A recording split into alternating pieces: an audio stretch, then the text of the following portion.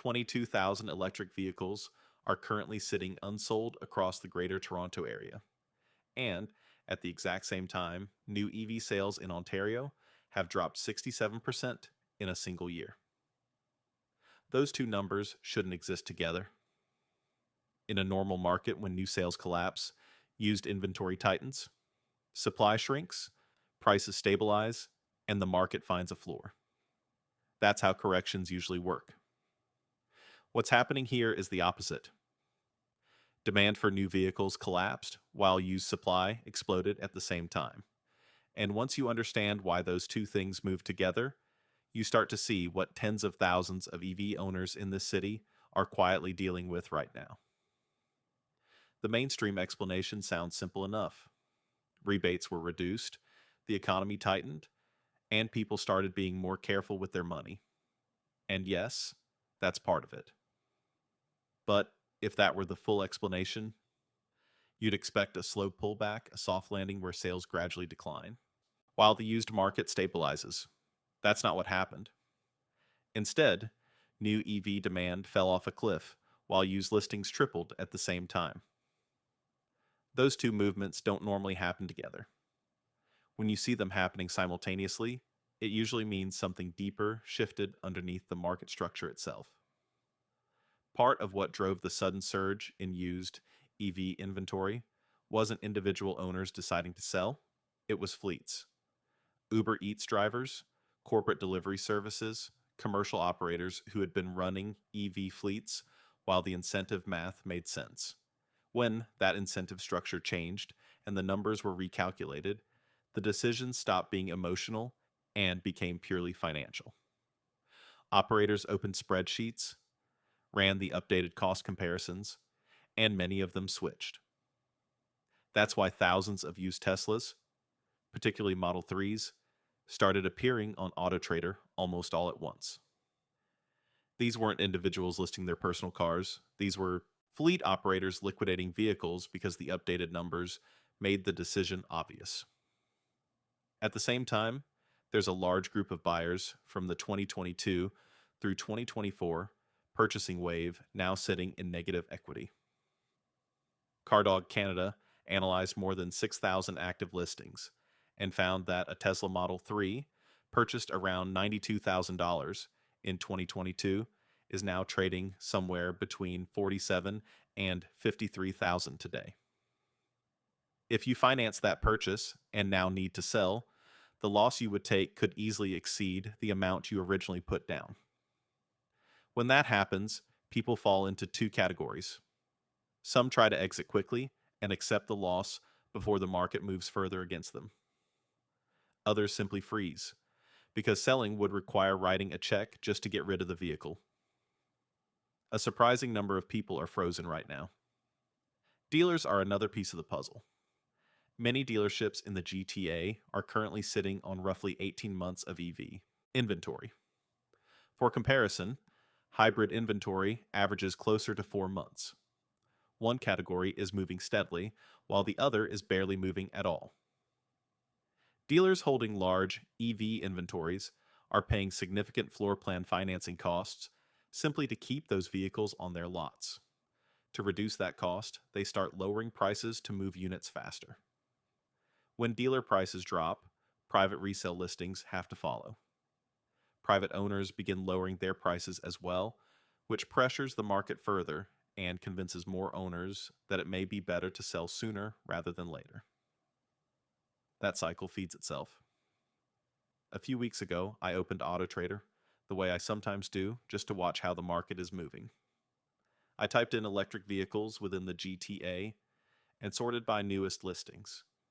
Page after page appeared. Teslas, Ioniqs, Mach-Es, most of them listed recently, many already showing price reductions. I had been tracking the numbers for months, but seeing that many listings appear in sequence lands differently than reading a statistic. The Transport Canada ZVIVE dashboard, combined with AutoTrader data, confirms what that scroll suggests. The inventory overhang isn't shrinking on its own. It's continuing to grow. And that leads directly into the situation people who already own these vehicles are now facing. Before getting into the depreciation numbers, I want to briefly mention something. I put together something called the Housing Survivor Guide, specifically for environments like this. It outlines 7 patterns I've seen repeatedly across these case studies that quietly erode property and vehicle equity when markets shift. It's essentially the framework I wish I had when I first started analyzing these situations. If you're curious about that, it's free and the first link in the description. But back to the depreciation numbers, because this is where the math starts to hit.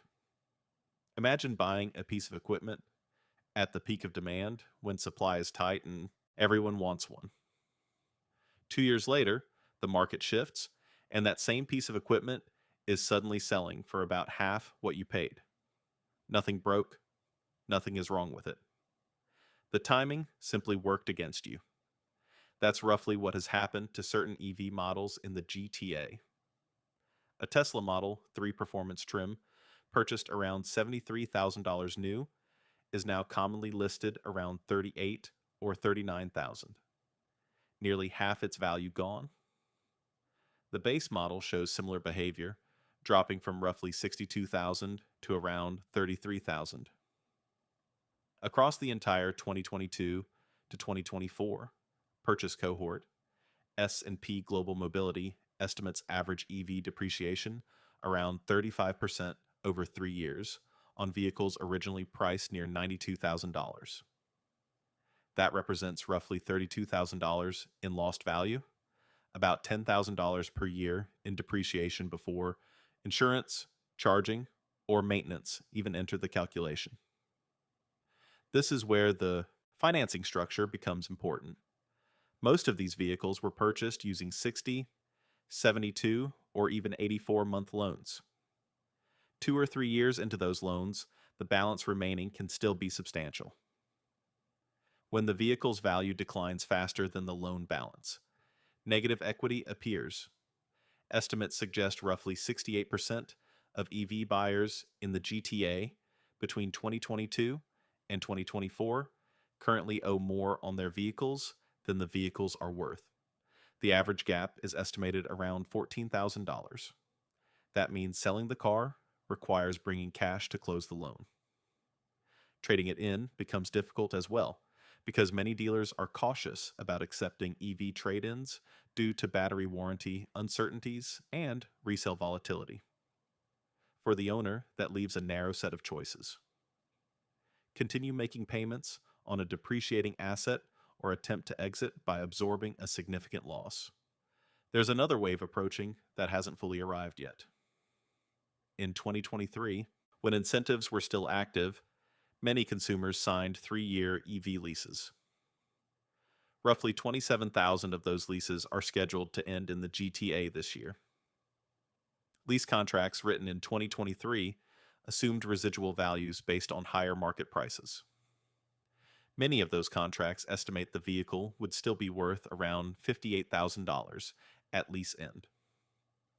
Current market values closer to $47,000 create an $11,000 gap per vehicle.